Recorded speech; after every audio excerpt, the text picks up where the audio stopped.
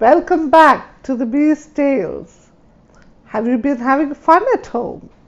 I sure am. And do you know what? Yesterday night it was raining. I love the smell of rain. I also love listening to the sound of rain, especially when I'm all cozy and warm inside my blanket. Do you know what I like more than that? When it rains heavily, there are small puddles that get formed on the ground.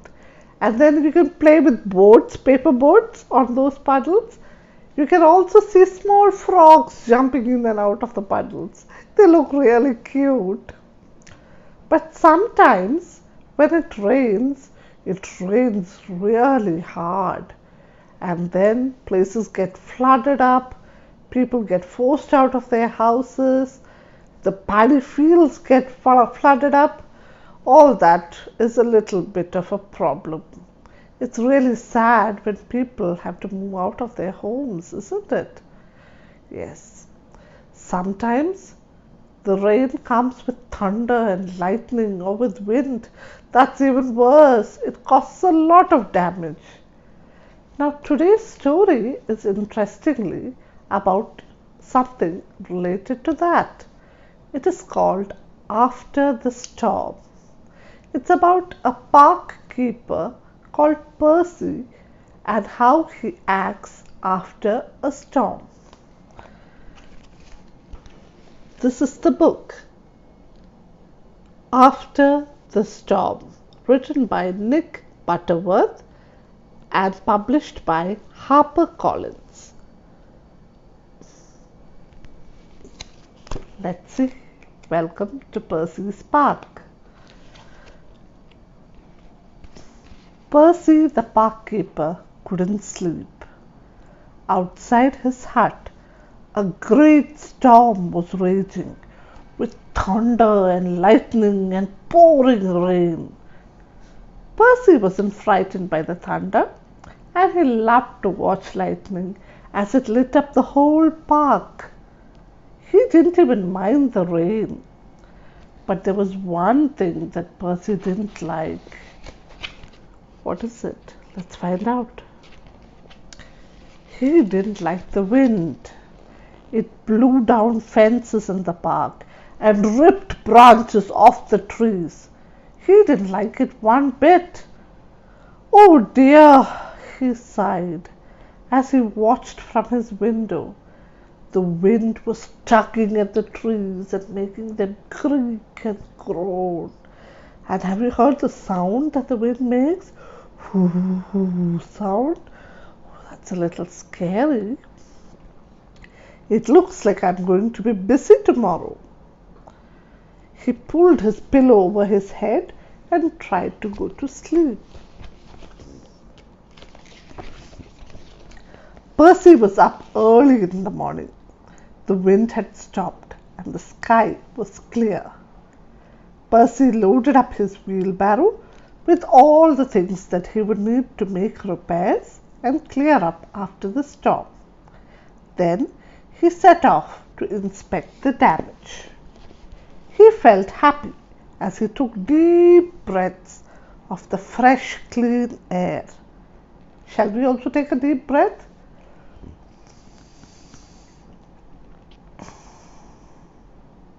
Now try doing that in the fresh open air.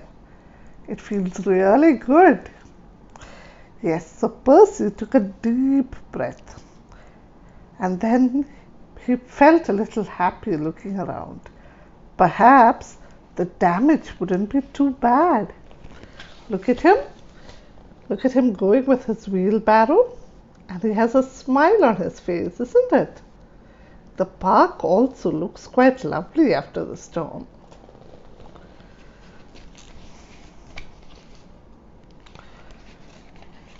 But he was wrong.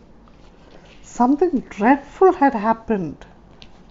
A great big oak tree that had stood by itself on the top of a little hill had been blown over by the storm. The giant tree had been one of Percy's favorites. What tree was it?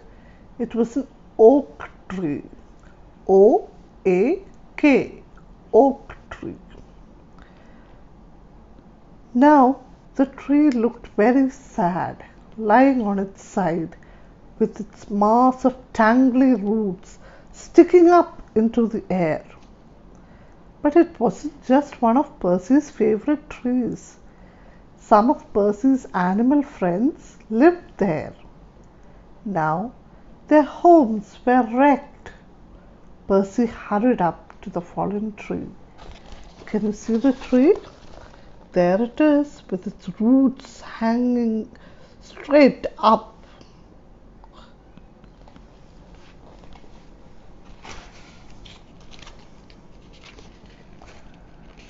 The animals were gathered by the tree, looking cross and unhappy.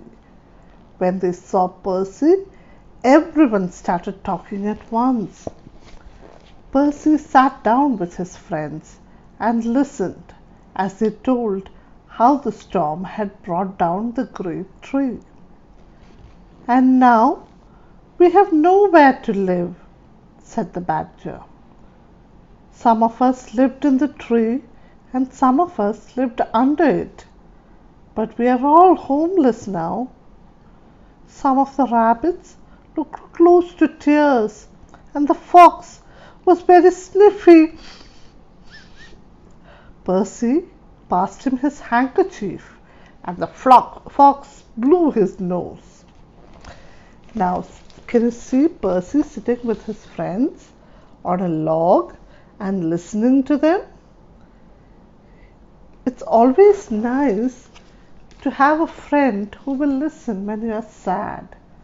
It's also nice to be the friend who will listen to somebody else's sad stories. When somebody is feeling sad, you should be that friend who says, "I will listen to what is wrong in your life. Tell me about it."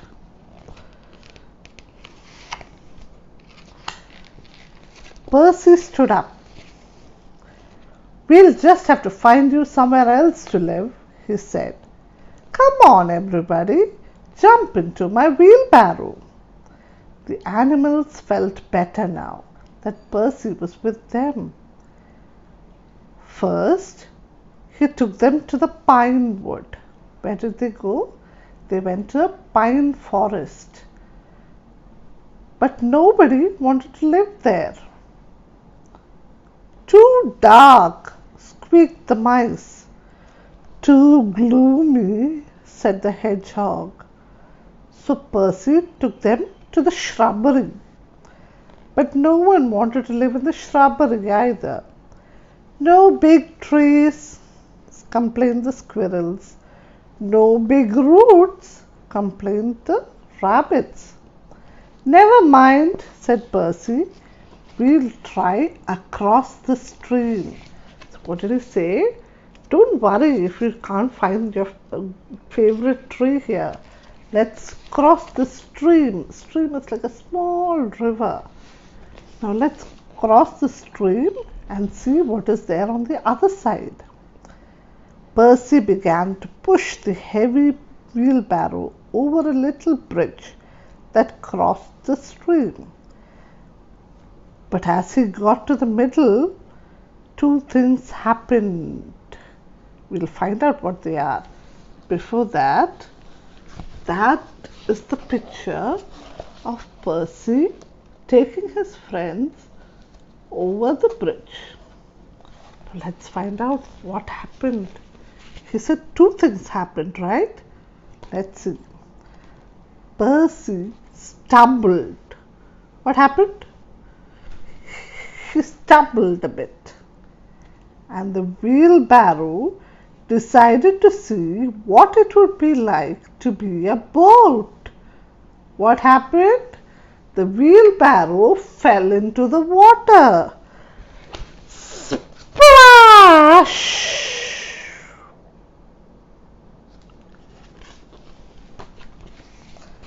Oh, that's bad. Suddenly, Percy and his friends found themselves drifting down to where the stream opened into a lake. So what happened? They all fell into the stream, and the stream took them downstream. It took them down, and then the stream met at a lake. Percy stood up and looked around. "We'll have to paddle back to the shore," he said. "We'll have to row back to the shore." But then something caught his eye. "No, wait," said Percy. "Let's paddle across to the other side of the lake. I have an idea." The animals looked puzzled. What was Percy up to? Slowly they paddled the wheelbarrow across the lake. Look at them. Look at them paddling across. And did you see what Percy has as an oar? He's using a spade as an oar. Can you see that? There it is. He's using that to row across the stream.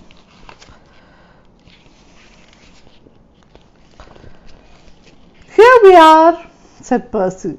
The squirrels jumped ashore and tied up the wheelbarrow to the roots of an enormous hollow tree that grew by the water's edge. Why did they tie it up? Because otherwise the wheelbarrow would float away again. So they've tied it up to the roots of a tree. "Now this is my plan," said Percy. Everyone gathered around as Percy explained his idea. He explained the idea to everyone. "Is everyone clear?" Everyone nodded. "Then let's get to work." Now we don't know what the idea is. Percy has only told the animals about it. Let's wait. I'm sure they'll let us know. They began by unloading all of Percy's tools and planks of wood from the wheelbarrow. Planks of wood means flat pieces of wood. Then Percy explained exactly what he wanted each one to do. He showed the badger how to use a saw. Okay, now what is the saw used for?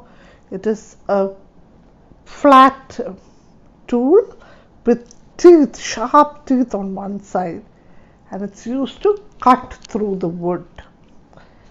Now he showed the badger how to use a saw, and he showed the squirrels how to knock in nails. Have you seen somebody doing that? On a wall, you keep a nail, and then with your other hand and a hammer in that hand, you knock the nails into the wall. So here he wants them to knock it into the tree. The fox drilled holes, okay, and the rabbits screwed in screws. Wherever there are screws that need to be put in, the rabbits would do it. The mice were kept busy fetching and carrying for everyone else. Now everybody needs their things right in hand when they are working, so the little mice would go collect everything and give it to the people who need them. At lunchtime, they took a short break to share some of Percy's peanut butter sandwiches. They are yummy sandwiches. I love peanut butter sandwiches too. Have you tried eating them? If you haven't, make sure you do. Now the lunch is over. Then they got busy again. Look at that. Everybody is busy. That's the badger, and that's the saw in his hand. And then who else is there? There's an owl sitting and cutting a small branch there. There's a squirrel there, knocking nails into the wood. There's a fox with a drill in his hand. Can you see all of them?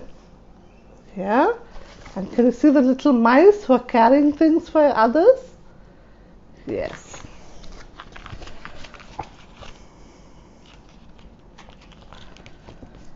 At long last their work was finished. A very tired Percy stood back to admire their handiwork. Now the squirrels had a brand new home, and so did the mice. The rabbits had a new home, and so did the badger, and the fox, and the hedgehog. In fact, every one of Percy's friends had a fine new place to live inside that big hollow tree. I'll show you their homes. Look at the squirrels in a very nice home. And can you see the mice in their home? And these are the rabbits. They live at the bottom of the tree. And the badger, and the fox, and the hedgehog. They all look very happy in their new homes. Well done, everybody, said Percy. This is the best treehouse I have ever seen. What about you, Percy? Called the badger. Aren't you going to join us? Percy smiled. I think I'll stick to the old hut, he said. Besides, he said, taking an acorn out of his pocket, I still have one job left to do back at the little hill. What is that? There is one tree that has fallen down. He has to take care of that. He is still going to be very busy even after this is done. He just took a little time out of his busy schedule to help his friends. Now there's a picture in this book of the entire tree and the house of each of the animals. It's a little difficult to see completely, but I will send a photo of this on WhatsApp to each of you so that you can see it later. But that's the big beautiful tree that's home to all the animals who are Percy's friends. I hope you enjoyed the story, and I hope that you will like, comment and share this video. Don't forget to subscribe so that you can listen to more videos later on. Bye-bye.